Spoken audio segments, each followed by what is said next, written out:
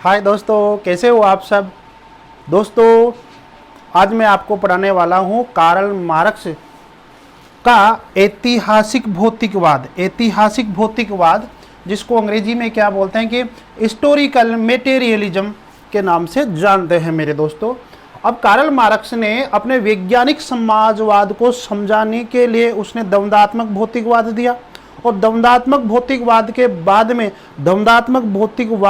बाद में वह ऐतिहासिक भौतिकवाद के बारे में बात करता है मेरे दोस्तों। तो ध्यान दो, अगर द्वंद्वात्मक भौतिकवाद नहीं समझ में आया तो ऐतिहासिक भौतिकवाद के माध्यम से कार्ल मार्क्स अपने विचारों को समझाने का प्रयास करता है मेरे दोस्तों। ध्यान दीजिए, इससे पहले कार्ल मार्क्स ने कौन सा सिद्धांत दिया? द्वंद्वात्मक भौतिकवाद। द्वंद्वात्मक भौतिकवाद सिद्धांत दिया। और यह भी आप याद रखें मेरे दोस्तों, द्वंद्वात्मक जो पद्धति है वो कार्ल मार्क्स ने हेगल से प्राप्त की थी। और हेगल कौन था? एक आदर्शवादी व्यक्ति था, विचारक था। वहां से कार्ल मार्क्स ने द्वंद्वात्मक शब्द लिया, ठीक है। और भौतिकवाद उसने कहां से लिया? फ्यूअरबेग से। कहां से लिया? फ्यूअरबेग से भौतिकवाद शब्द लिया उसने, कार्ल मार्क्स ने। अब द्वंद्वात्मक भौतिकवाद सिद्धांत जब कार्ल मार्क्स देता है तो वो द्वंद्वात्मकता के बारे में थोड़ा सा दोबारा बता देना चाहता हूं कि द्वंद्व का मतलब होता है झगड़ा, ठीक है। द्वंद्व यानी कि द्वंद्व हो रहा है, झगड़ा हो रहा है, विरोध हो रहा है, ठीक है। और विरोध किस में होगा? भौतिकतावाद में। तो ध्यान दे, भौतिक शब्द का क्या अर्थ है? कार्ल मार्क्स के अकॉर्डिंग कार्ल मार्क्स भौतिक शब्द का अर्थ लगाता है, हमें बताता है जड़ प्रकृति, जिसे हम अचेतन कहेंगे, ठीक है मेरे दोस्तों। और जड़ प्रकृति और अचेतन का मुख्य अर्थ कार्ल मार्क्स के अकॉर्डिंग क्या है? पदार्थ है। क्या है मेरे दोस्तों? पदार्थ है, ठीक है। और यहां पर पदार्थ का मुख्य अर्थ लगाता है आर्थिक स्थितियों से। किससे मेरे दोस्तों?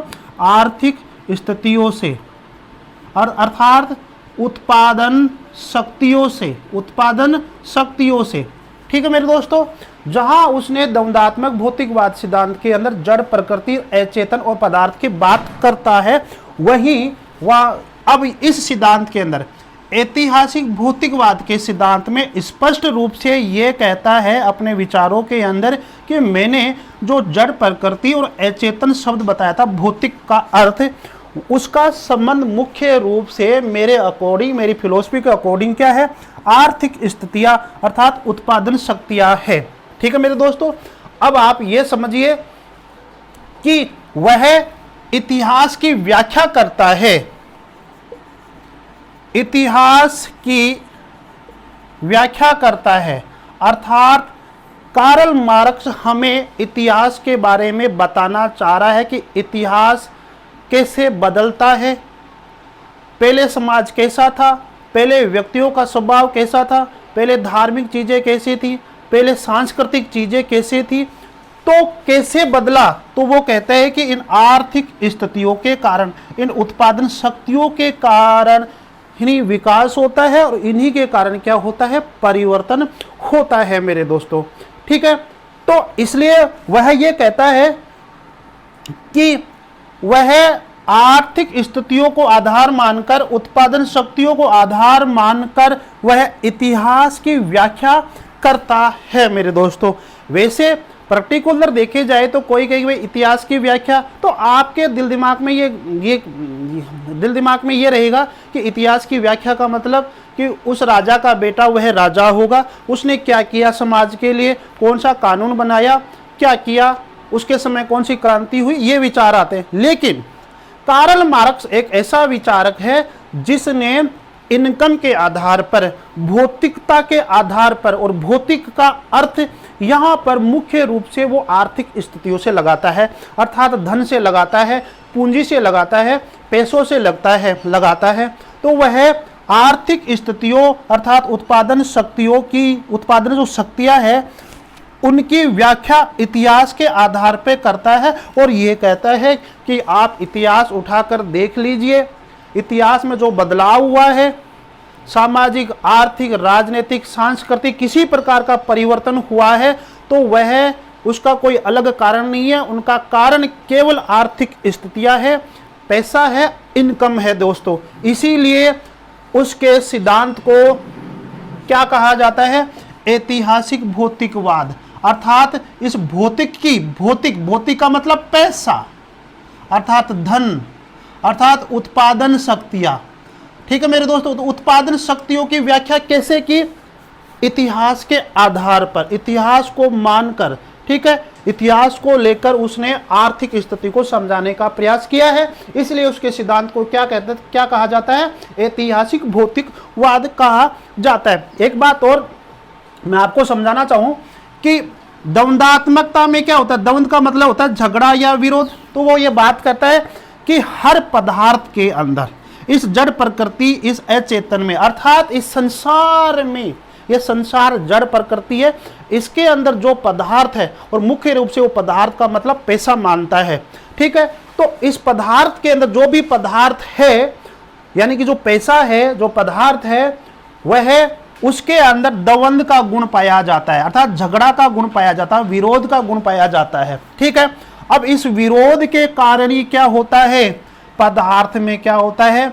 परिवर्तन होता है। पदार्थ अपने आप में परिवर्तन करता है और पदार्थ अपने आप में परिवर्तन करके ही वह अन्य चीजों में परिवर्तन करता है। सांस्कृतिक हुई, राजनीतिक हुई, धार्मिक हुई, कोई भी चीज देख लो समाज की, तो उसमें पदार्थ के द्वारा, जब पदार्थ में परिवर्तन होता है तभी इन चीजों के अंदर परिवर्तन होता है। तो वो इसी आधार पर कहता है कि इतिहास में उठाकर देख लीजिए, जो परिवर्तन हुआ है वो केवल उत्पादन की शक्तियों से, अर्थात धन के कारण, आर्थिक स्थितियों के कारण परिवर्तन होता है। तो आप, मुझे आशा है कि इतना तो आपके समझ में आ गया होगा मेरे दोस्तों। थोड़ा सा इतना याद कर लो कि वो धन, इतना याद कर लो अपनी भाषा के अंदर कि धन की व्याख्या, पैसों की व्याख्या, पदार्थ की व्याख्या वो इतिहास के आधार पर करता है। एक ही मात्र ऐसा ये व्यक्ति है जो इतिहास की व्याख्या इनकम पर, अर्थ के आधार पर, भौतिकता के आधार पर वो करता है। ठीक है, तो स्क्रीनशॉट ले लीजिए, मैं आपको आगे बताता हूँ मेरे दोस्तों। तो दोस्तों आगे बात करते हैं, थोड़ा सा अपना समय बच जाए इसलिए मैं थोड़ा डायरेक्ट मैं पॉइंट लिखने लग गया बोर्ड के ऊपर। आगे देखते हैं मेरे दोस्तों कि अपना ऐतिहासिक भौतिकवाद सिद्धांत समझाने के लिए उसने क्या क्या किया, क्या नहीं किया, वो थोड़ा सा देखिए आपने। एक बुक थी कार्ल मार्क्स की, ये सब कार्ल मार्क्स की बातें हैं, ठीक है आप, तो ये कार्ल मार्क्स की एक बुक थी ऑन द जेविस, ये याद रखना, ऑन द जेविस एक बुक थी मेरे दोस्तों, ऑन द जेविस क्वेश्चन। ठीक है, ये 1843 में लिखी गई थी कार्ल मार्क्स के द्वारा। इसमें एक बात लिखी गई थी कि ईश्वर के बजाय पैसा महत्वपूर्ण है। कार्ल मार्क्स धन को, भौतिक चीज को, भौतिक संपदा को, आर्थिक स्थितियों को, धन को, पूंजी को सबसे महत्वपूर्ण मानता है और वो ये कहता है कि धन के कारण, आर्थिक स्थितियों के कारण ही इतिहास बदलता है, समाज का विकास होता है। ईश्वर के बजाय किससे? पैसा महत्वपूर्ण है, अर्थात पैसा से ही सब कुछ होता है मेरे दोस्तों। ये कार्ल मार्क्स के विचार है, तो आप समझ गए होंगे। ठीक है, वो पैसे को, धन को ज्यादा बल दे रहा है, इसीलिए उसका सिद्धांत क्या है? भौतिकतावाद है। ठीक है, अब बात करते हैं कि द जर्मन आइडियोलॉजी, इसकी एक बुक और है कार्ल मार्क्स की, पुस्तकें तो बहुत सारी है। द जर्मन आइडियोलॉजी 1845 में लिखी गई थी। ठीक है मेरे दोस्तों, अब इसमें एक बात लिखी गई थी, लिखा था कार्ल मार्क्स ने कि इतिहास निर्माण के लिए मनुष्य का जीवन आवश्यक है। इतिहास निर्माण के लिए मनुष्य का जीवन आवश्यक है। और मेरे दोस्तों, जब मनुष्य का जीवन आवश्यक है तो जीवन आवश्यक करने के लिए रोटी, कपड़ा, मकान चाहिए। और ये चीज़ें कैसे मिलेगी भाई? पैसा से। ये चीज़ें कहाँ से आएगी? पैसा से। ठीक है, तो जीवन निर्वाह के लिए, इतिहास निर्माण के लिए मनुष्य का जीवन आवश्यक माना। और मनुष्य का जीवन कब होगा? जब उसके पास रोटी, कपड़ा, मकान ये मिलेगा, जब उसका जीवन व्यतीत होगा। तो वो कहाँ से मिलेगा? वो कमाएगा तो तभी तो उसके पास पैसा आएगा। तो अब ध्यान दो, इसीलिए वह ये कहना चाहता है, वह ये बताना चाहता है कि दुनिया में जो बदलाव होता है, इतिहास जो बनता है, इतिहास का जो कर्म है, पहले इतिहास क्या था? इतिहास उठाकर देख लो, पहले समाज कैसा था, आज समाज कैसा है, आगे समाज कैसा होगा। वह सब कुछ वो धन के आधार पर, भौतिकता के आधार पर, धन के आधार पर, पूंजी के आधार पर बताने की कोशिश करता है। और इसीलिए उसको ये कह सकते हैं कि उसने धन की व्याख्या, भौतिकता की व्याख्या, पूंजी की व्याख्या, पैसों की व्याख्या किसके आधार पे की? इतिहास के आधार पर। इसीलिए उसके सिद्धांत को ऐतिहासिक भौतिकतावाद का सिद्धांत कहा जाता है। मेरे दोस्तों, लोगों ने कार्ल मार्क्स के ऐतिहासिक भौतिकतावाद का जो सिद्धांत है, उसको लोगों ने क्या नाम दिया? इतिहास की आर्थिक व्याख्या का नाम दिया कि भाई वो तो इतिहास की आर्थिक रूप से व्याख्या कर रहा है। समझ में आ गया? इतिहास की कैसे व्याख्या कर रहा है? आर्थिक रूप से, धन के रूप में व्याख्या कर रहा है। तो लोगों ने उसको ये कहा, और लोगों ने उसको क्या नाम दिया? आर्थिक नीतिवाद। ठीक है, तो आर्थिक नीतिवाद। तो आपके सामने क्वेश्चन आ सकता है, ये बहुत इंपॉर्टेंट क्वेश्चन होने जा रहा है। यहां से ये प्रश्न पूछा जाएगा कि आर्थिक नीतिवाद के नाम से कौन सा सिद्धांत जाना जाता है, या आर्थिक नीतिवाद किसने दिया? तो आर्थिक नीतिवाद किसने दिया? कार्ल मार्क्स ने दिया। तो आपसे यह भी पूछ सकता है कि आर्थिक नीतिवाद के नाम से कौन सा सिद्धांत जाना जाता है? 4 ऑप्शन आएंगे उसके अंदर, तो आपका आंसर होना चाहिए ऐतिहासिक भौतिकवाद। कौन सा आना चाहिए? ऐतिहासिक भौतिकवाद। जो सिद्धांत है कार्ल मार्क्स का, उसी को आर्थिक नीतिवाद के नाम से जाना जाता है। बहुत इंपॉर्टेंट क्वेश्चन है मेरे दोस्तों, ये आप लिख लो, आप इसको स्क्रीनशॉट ले लीजिए, एक बार ले लिया होगा। आगे मैं बात करूं मेरे दोस्तों कि कार्ल मार्क्स का एक कथन था, ये कथन है कार्ल मार्क्स का, याद रखना। मार्क्स क्या कह रहे हैं कि इतिहास का निर्धारण अंतिम रूप से आर्थिक परिस्थितियों के अनुसार होता है। यानी कि इतिहास का निर्धारण, इतिहास कैसे बनता है, इतिहास में कैसे बदलाव होता है, तो इतिहास जो बनता है वो अंतिम रूप से उसका जो निर्धारण है वो आर्थिक परिस्थितियां हैं। आर्थिक परिस्थितियों के कारण ही इतिहास का निर्धारण होता है। इसीलिए उसके सिद्धांत को क्या कहा जाता है? ऐतिहासिक भौतिकवाद। उसने भौतिकता की व्याख्या, पैसों की व्याख्या, धन की व्याख्या इतिहास के आधार पर की है। ठीक है मेरे दोस्तों, अब वो एक बात, अब एक संक्षिप्त में एक बात समझ लीजिए आप मेरे दोस्तों कि ऐतिहासिक विकास का निर्णायक तत्व आपसे पूछा जा सकता है कि किस व्यक्ति के अकॉर्डिंग, किस विचारक के अकॉर्डिंग ऐतिहासिक विकास का या समाज के विकास का, ऐसे पूछ ले, या समाज के विकास का या समाज में परिवर्तन होने का मुख्य कारण आर्थिक स्थितियों को मानता है, तो वो मानता है मार्क्स। मार्क्स के अकॉर्डिंग ये है कि हर चीज में, परिस्थितियों में जो परिवर्तन होता है, आज हमारे सामने मोबाइल आया है, स्मार्ट टीवी आया है, ये भी आर्थिक परिस्थितियों से ही आया है मेरे दोस्तों। समझ में आ गया? आप घर में कोई चीज लाओगे तो पैसा होगा तो लाओगे, नहीं तो नहीं लाओगे। आपके जीवन में बदलाव होगा कब? जब पैसा होगा तब। अर्थात यही भौतिकतावाद है और इसी के आधार पर उसने व्याख्या की है। तो शायद आपको समझ में आ गया होगा मेरे दोस्तों।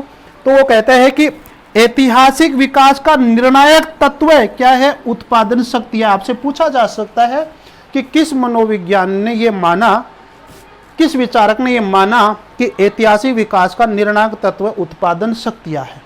ठीक है, तो संक्षिप्त में पूछ सकता है कि निर्णायक शक्तियां उत्पादन शक्तियां है, निर्णायक तत्व उत्पादन शक्तियां होगी या है, कौन से विद्वान के अकॉर्डिंग? मार्क्स के अकॉर्डिंग। मेरे दोस्तों आगे बात करते हैं, दोस्तों थोड़ा आगे बात करते हैं कि कार्ल मार्क्स उत्पादन शक्तियों के बारे में बात करता है कि उत्पादन शक्तियों के कारण ही इतिहास बदलता है, समाज का विकास होता है। जो भी इस प्रत्यक्ष रूप से जो विकास होता है इस अमूर्त भौतिकतावादी युग के अंदर, जो कुछ परिवर्तन होता है, जो कुछ विकास होता है, इतिहास उठाकर देख लीजिए, उसका मुख्य कारण है उत्पादन की शक्तियां अर्थात पैसा।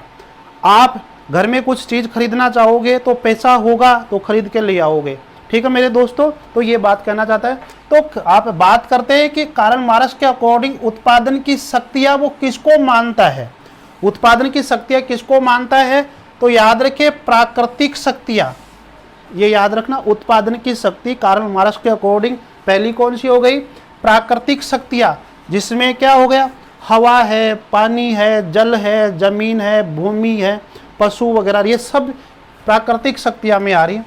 दूसरा कि मानव ने जो कुछ बना दिया, मशीन, यंत्र वगैरह, वो उससे भी उत्पादन शक्तियां बढ़ती है। और तीसरा है कि मनुष्य अपने मानसिक रूप से और नैतिक गुण से भी वह उत्पादन बढ़ाता है, पैसा कमा सकता है, ठीक है, उत्पादन प्रणाली को आगे विकसित कर सकता है। मानसिक रूप से कैसे है कि भाई दिमाग लगाएगा तो ही तो पैसा आएगा ना, ठीक है। तो ऐसा नहीं कि कार्ल मार्क्स ये कह रहा है कि आप दिमाग लगाओ आदर्शवादी बन जाओ, नहीं, वो कहता है कि पैसा कैसे, आर्थिक युग है ये, भौतिकतावादी युग है। आज अपन कहते हैं कि ये युग आर्थिक युग है, भौतिक युग है, इसमें पैसा ही सब कुछ है। वह बात कार्ल मार्क्स बहुत पहले कह चुका था, 19वीं शताब्दी के अंदर ही मेरे दोस्तों। तो वो कहता है कि उत्पादन की शक्तियां 3 प्रकार से उत्पादन होता है, प्राकृतिक शक्तियों के द्वारा, मशीन और यंत्र के द्वारा, और लोगों के मानसिक और नैतिक गुण के कारण भी क्या है, हमारा उत्पादन शक्तियां बढ़ती है, हमारे पास पैसा आता है।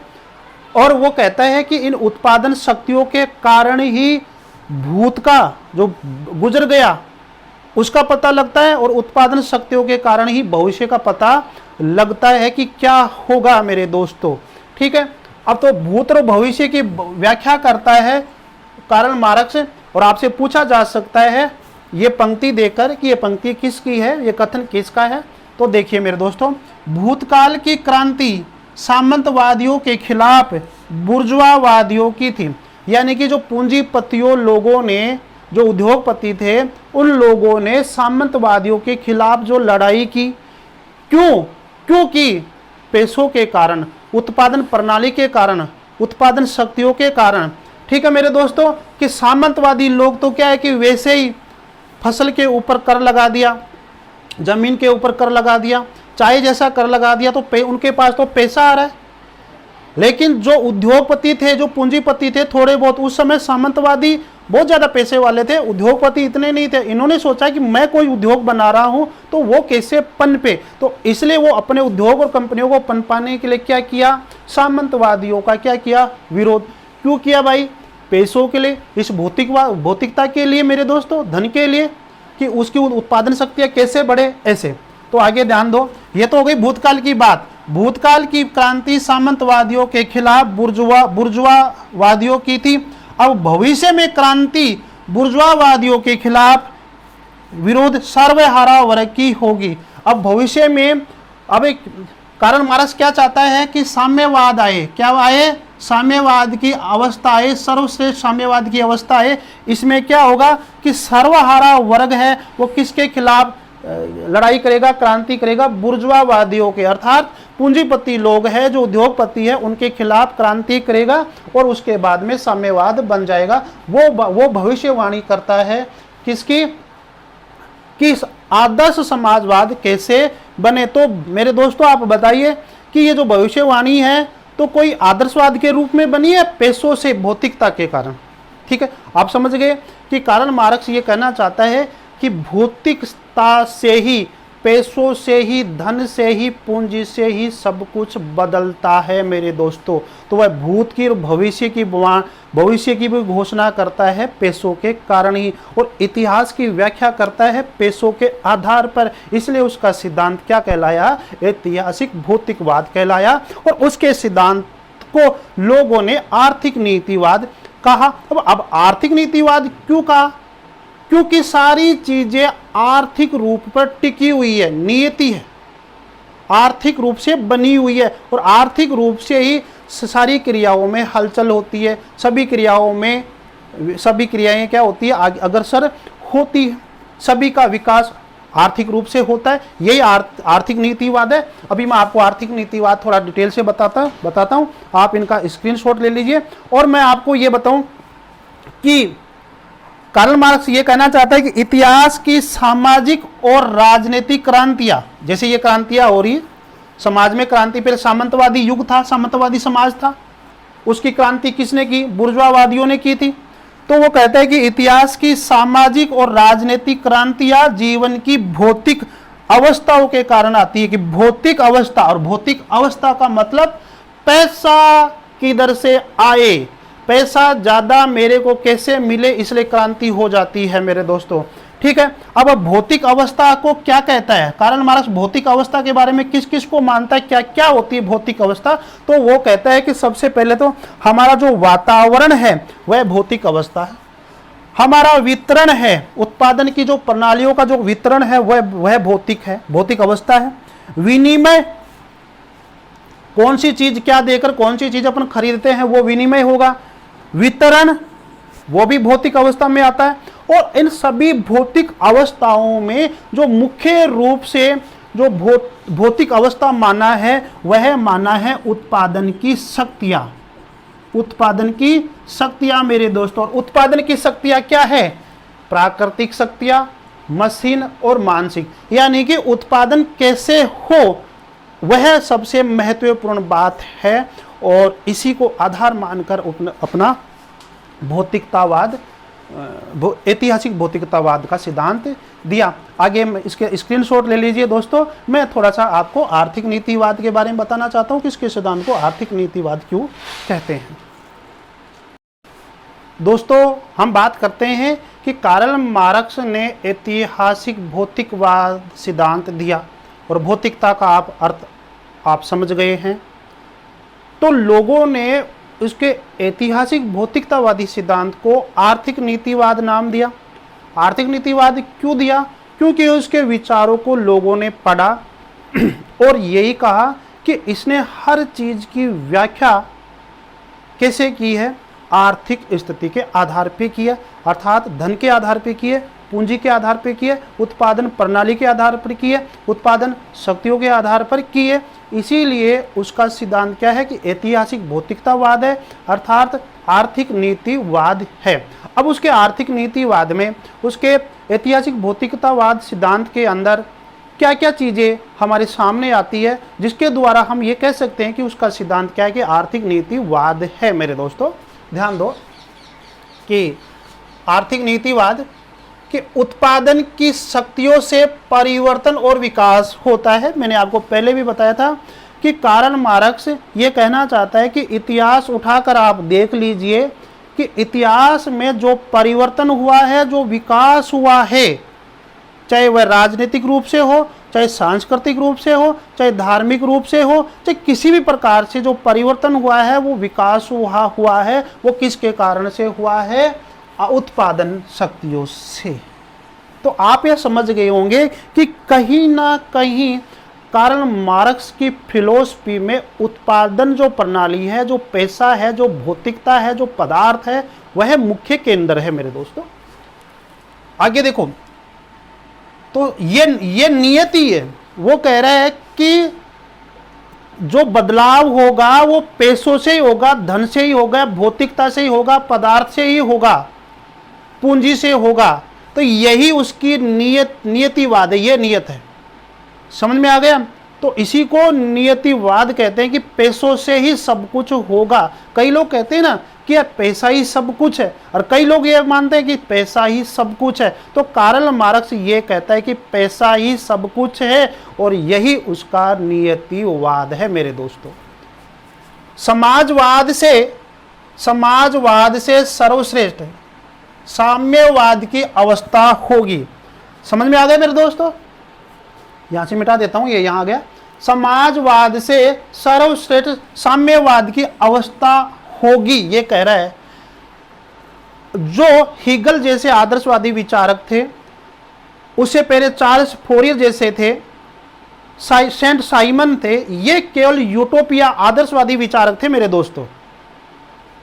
उन्होंने समाजवाद को, समाज को सुधारने की बात की थी, आदर्शवाद के रूप में, यूटोपिया के रूप में बदलने का काम किसी ने किया नहीं किया मेरे दोस्तों।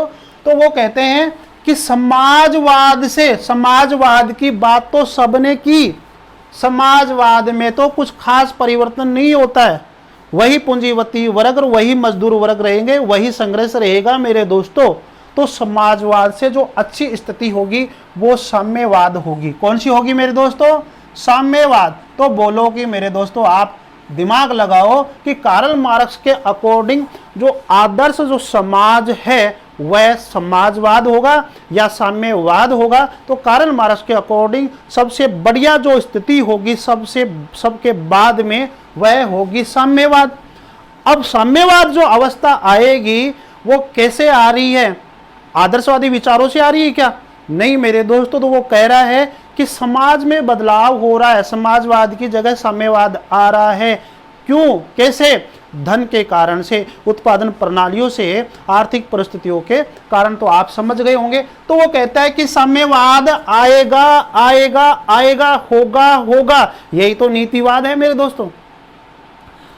आप मान लीजिए किसी प्रकार की कोई सड़क में जाते जाते कोई घटना हो जाती है तो लोग क्या कहते हैं?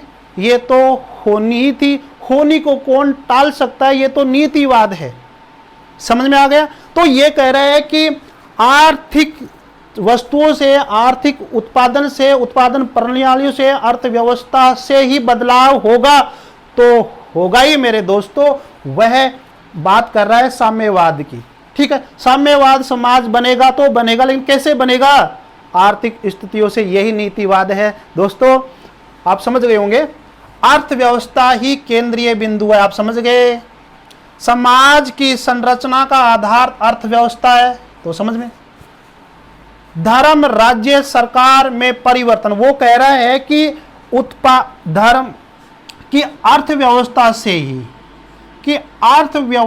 से ही परिवर्तन होता है हर चीज के अंदर मेरे दोस्तों।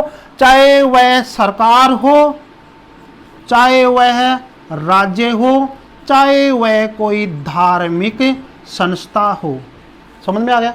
ये मैं नहीं कह रहा हूं, ये कार्ल मार्क्स कह रहा है कि अर्थव्यवस्था से ही परिवर्तन होता है। चाहे वह सरकार हो, चाहे राज्य हो, चाहे धार्मिक संस्था हो, चाहे वह सामाजिक संस्था हो, चाहे वह राजनीतिक संस्था हो, किसी प्रकार की संस्था हो, परिवर्तन का आधार बेस क्या है? अर्थव्यवस्था। समझ में आ गया? और देखो तो ये संबंध है ना, कि अर्थव्यवस्था बिगड़ गई तो इनका रूप भी बदल जाएगा, सरकार का रूप बदल जाएगा, राज्य का रूप बदल जाएगा, राजनीति का रूप बदल जाएगा। समझ में आ गया? तो मेरे दोस्तों जैसी अर्थव्यवस्था होगी वैसा ये इनका रूप बदल जाता है। ठीक है, ध्यान दो। अब ध्यान दो कि इसी अर्थव्यवस्था के आधार पर पूंजीपति, जिसको अपन बुर्जुआ वर्ग कहते हैं, बुर्जुआ वर्ग कहते हैं, और इसी के आधार पर जिसको अपन सर्वहारा वर्ग कहते हैं, सर्वहारा वर्ग या मजदूर वर्ग कहते हैं, इनके बीच में क्या होता है? संबंध रहता है। सर्वहारा वर्ग ये सोचेगा कि मुझे कमाई हो रही है, मुझे मजदूरी मिल रही है, मैं मालिक को छोड़ के नहीं जाऊंगा। मालिक ये सोच रहा है कि मेरे कंपनी में आराम से मजदूर है, मैं इनकी आराम से मजदूरी नहीं रखूंगा, काम तो जरूर लूंगा, पैसा मैं दे रहा हूं तो उनसे काम लूंगा, लेकिन उनका भी उसका स्वार्थ रहता है। दोनों के बीच में क्या आता है? कम्युनिटी रहती है, एकता रहती है। तो कहीं ना कहीं किसके कारण संबंध रहा है मेरे दोस्तों? अर्थव्यवस्था का, उत्पादन। ठीक है, आप कहां पर ये मानो कि आप अच्छा काम करोगे, जब आपके पास थोड़ा बहुत कहीं पैसा आएगा तो आप अच्छा काम करोगे। पैसा ही नहीं आएगा तो आप निराश हो जाएंगे, जाने दे यार काम को। ठीक है, घर वाले आपको खाने लग जाएंगे, क्या काम कर रहा है भाई, कुछ कमा नहीं रहा, कुछ हो नहीं रहा, तो संबंध गड़बड़ हो गया ना। तो सारे जो भी चीज है वो अर्थव्यवस्था के ऊपर टिकी हुई है। सरकार, राज्य, राजनीतिक संस्था, धार्मिक संस्था, सामाजिक संस्था सभी, और पूंजीपति लोग, बुर्जुआ वर्ग और सर्वहारा, इनके बीच में जो संबंध पाया जाता है वो सब अर्थव्यवस्था के कारण होता है। और इस संबंध को वो क्या कहता है? उत्पादन का संबंध। इस संबंध को वह क्या कहता है? उत्पादन का संबंध, अर्थात अर्थव्यवस्था से लोगों में संबंध बना रहता है, उसी को क्या बोलता है? उत्पादन का संबंध बना रहता है। और अपनी पुस्तक जो दास कैपिटल थी, जो 1867 में प्रकाशित हुई थी, दास कैपिटल के अंदर भी इसने उत्पादन के संबंध का विस्तृत रूप से उसमें बताया है, दास कैपिटल के अंदर। तो आप समझ गए होंगे कि उत्पादन का संबंध क्या है, अर्थात जैसा उत्पादन होगा, जैसी अर्थव्यवस्था होगी, वैसी ही उस राज्य की सरकार होगी, राज्य होगा, वहाँ धार्मिक संस्थाएं होगी, वहाँ सामाजिक संस्थाएं होंगी, वहाँ राजनीतिक संस्थाएं होगी, ठीक है। और वैसा ही पूंजीपति वर्ग और सर्वा वर्ग के अंदर संबंध बना रहेगा, उसी को वो क्या कहता है? उत्पादन का संबंध कहता है। मेरे दोस्तों, आप समझ गए होंगे कि उत्पादन ही नीतिवाद है, उत्पादन से ही सब कुछ होगा, यही नीतिवाद है, ठीक है। धर्म को अफीम कहा, उसने कहा कि जैसे हिगल था, हिगल आदर्शवादी विचारक था, और जब कार्ल मार्क्स का जन्म हुआ था तब वो यहूदी धर्म में पैदा होता है और बाद में उसने ईसाई धर्म को अपना लिया, क्योंकि उसे वो यहूदी धर्म अच्छा नहीं लगा, क्योंकि यहूदी धर्म में उसका मन विचलित हो गया और यहूदी धर्म को उनके परिवार वालों ने छोड़ दिया और कौन सा धर्म अपना लिया था? ईसाई धर्म को। तब उसने कटु आलोचना की थी कि धर्म क्या है? अफीम की तरह है। क्या है? धर्म अफीम की तरह है, धर्म से समाज का विकास नहीं हो सकता है, समाज का विकास तो पैसा कमाएंगे भौतिकता से होगा, ये बात कार्ल मार्क्स कहता है। तो मेरे दोस्तों, कार्ल मार्क्स के अंदर कौन सा, कार्ल मार्क्स की फिलॉसफी में मुख्य रूप से कौन सा जो है आधार है? अर्थव्यवस्था, उत्पादन प्रणाली, कि सब कुछ नियत है उत्पादन प्रणालियों के ऊपर। उत्पादन प्रणालियाँ अच्छी है तो सब कुछ ठीक है। आपके घर के अंदर आप कितने भाई हो, 2 हो, 3 हो, 4 हो, 5 हो, 10 हो, कितने भी हो, लेकिन आपके घर में आप आराम से कमा रहे हो, मस्त हो, कुछ नहीं होगा, ठीक है, यही नीतिवाद है। लेकिन एक भाई नहीं कमा रहा है या एक कुछ नहीं हो रहा है तो वहाँ नीतिवाद बिगड़ जाता है। तो वो कहता है कि पैसा है तो नीयत बनी रहती है। मेरे दोस्तों, तो आप समझ गए होंगे, ज़्यादा मैं समझाऊंगा नहीं। और वो विचारधारा को मिथ्या चेतना कहता है कि मिथ्या चेतना का मतलब जो पूंजीपति लोग हैं, जो ऊंचे क्वालिटी के लोग हैं, वो अपनी झूठी विचारधारा के अंदर लोगों को फंसाए रखते हैं। क्यों? कि उनका लाभ हो, उनके पास तो धन चला जाए, उनके पास पैसा चला जाए, बाकी गरीब लोगों के पास कम ही पैसा रहे, और एक झूठी विचारधारा के अंदर उनको फंसाए रखते हैं।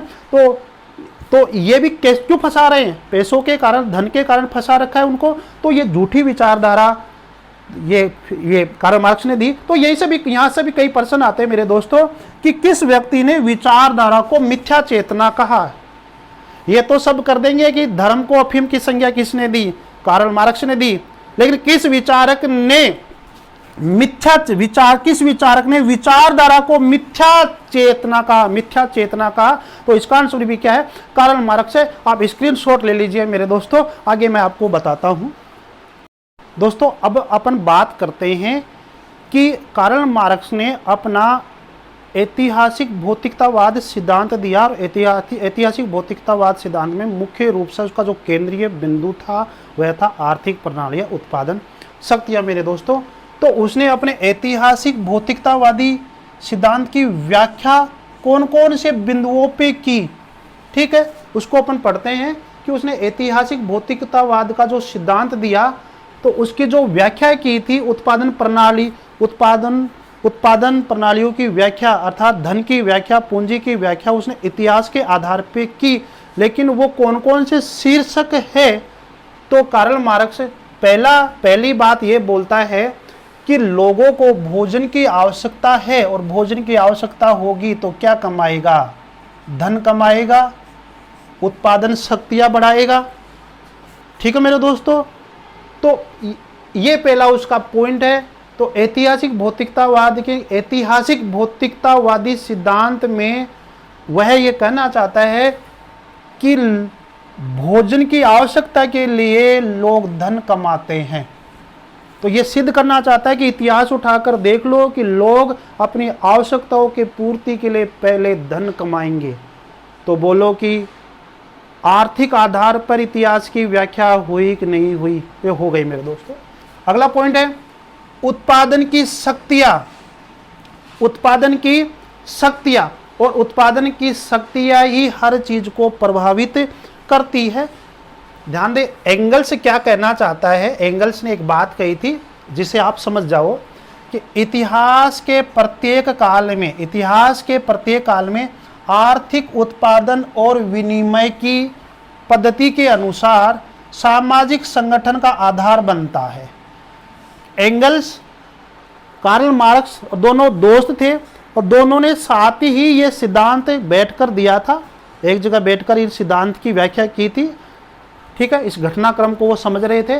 तब एंगल्स ने भी मार्क्स को क्या कहते हैं, समझाने का प्रयास करते हैं कि इतिहास की प्रत्येक काल में आर्थिक उत्पादन और विनिमय पद्धति के अनुसार सामाजिक संगठन का आधार बनता है, जिसके ऊपर उसका निर्माण होता है और जिसके द्वारा ही उनके राजनीतिक व बौद्धिक जीवन की व्याख्या की जाती है। अर्थात आर्थिक प्रणालियां, उत्पादन की जो प्रणालियां है, उसी से ही समाज का निर्माण होता है, उसी से राज्य का निर्माण होता है, उसी से सरकार का निर्माण होता है। मेरे दोस्तों, ये बात के एंगल्स कहना चाहता है। तो ये दो बात हो गई। तीसरा शीर्षक देखें अपन कि परिवर्तनशील उत्पादन शक्तियों का सामाजिक संबंधों पर प्रभाव। परिवर्तनशील उत्पादन शक्तियों का सामाजिक संबंधों पर प्रभाव पड़ता है। यानी कि जो उत्पादन शक्तियां होती है, उन उत्पादन शक्तियों का ही सामाजिक संबंधों पर प्रभाव पड़ता है। पहले ही बता दिया था, एक बार दोबारा देख लो। मार्क्स खुद कह रहा है, स्वयं कह रहा है, जीवन के भौतिक साधनों की उत्पादन पद्धति सामाजिक, राजनीतिक तथा बौद्धिक जीवन की समस्त क्रियाओं को निर्धारित करती है। अर्थात उत्पादन प्रणालियां ही जीवन की समस्त क्रियाओं को निर्धारित करती है, चाहे वह राजनीतिक हो, चाहे भौतिक हो, चाहे सामाजिक हो, वही है।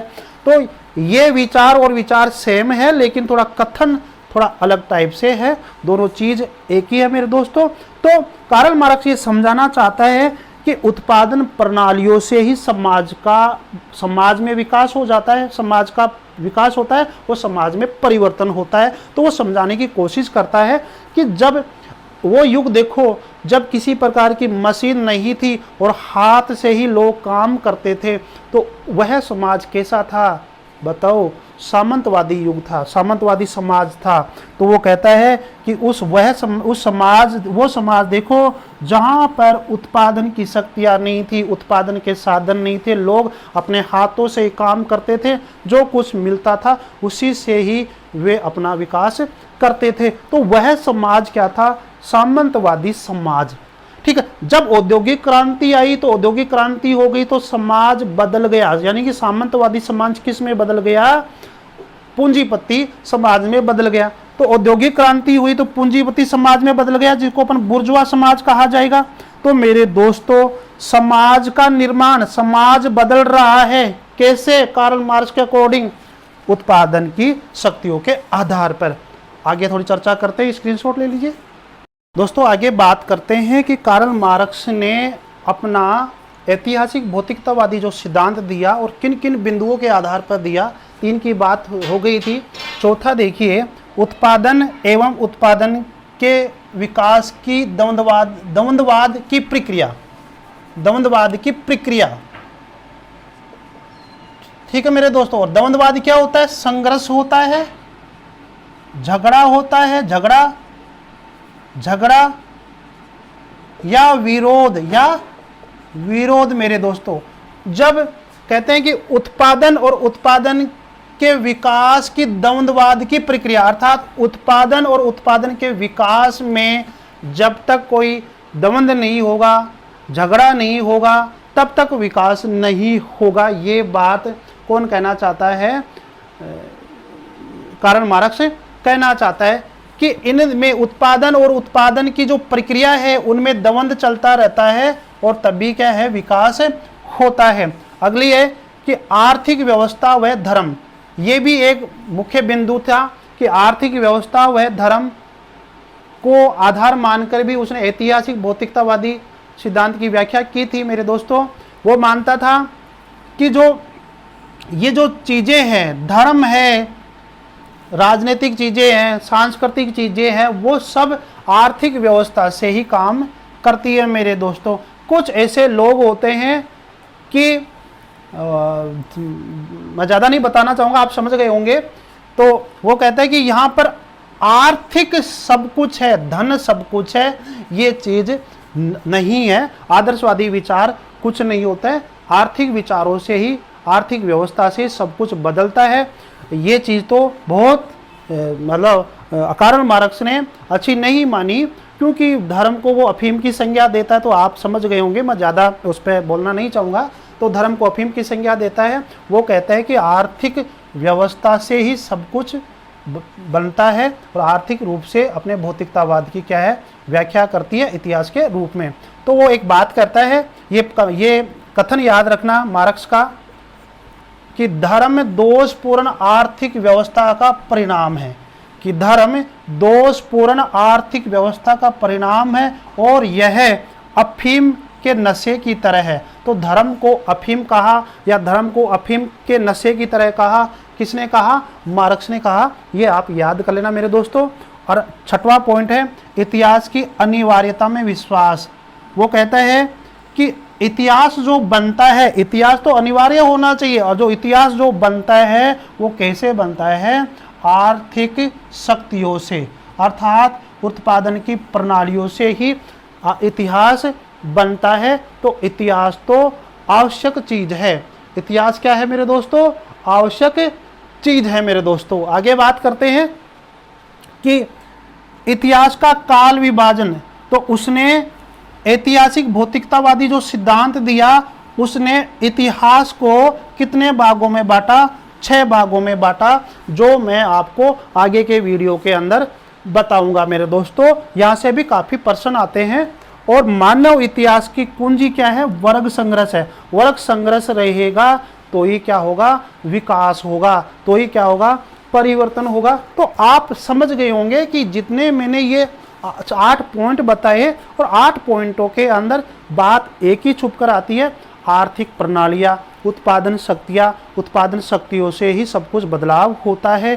चाहे वह धार्मिक चीज़ हो, चाहे आर्थिक चीज़ हो, चाहे सांस्कृतिक चीज़ हो, चाहे राजनीतिक चीज़ हो, किसी प्रकार की संस्था हो, किसी प्रकार का समाज हो, सब में परिवर्तन कैसे होता है? आर्थिक वस्तुओं से, धन से, पूंजी से, भौतिकता से परिवर्तन हो रहा है। इसीलिए उसने इतिहास की व्याख्या कैसे की है? इतिहास की व्याख्या आर्थिक आधार पर की है। यही उसका ऐतिहासिक भौतिकतावाद का सिद्धांत है मेरे दोस्तों। आशा करता हूं कि ये सिद्धांत आपके समझ में आ गया होगा। और मेरे वीडियो को लाइक शेयर ज़रूर करें, और कमेंट बॉक्स में कोई कमी है या कुछ समझ में नहीं आया तो वो आप उस पर लिखें मेरे दोस्तों। और वीडियो को, चैनल को, राजश्री एजुकेशन चैनल को आपको सब्सक्राइब करना ही होगा मेरे दोस्तों। धन्यवाद। अपना स्वास्थ्य का ध्यान रखो।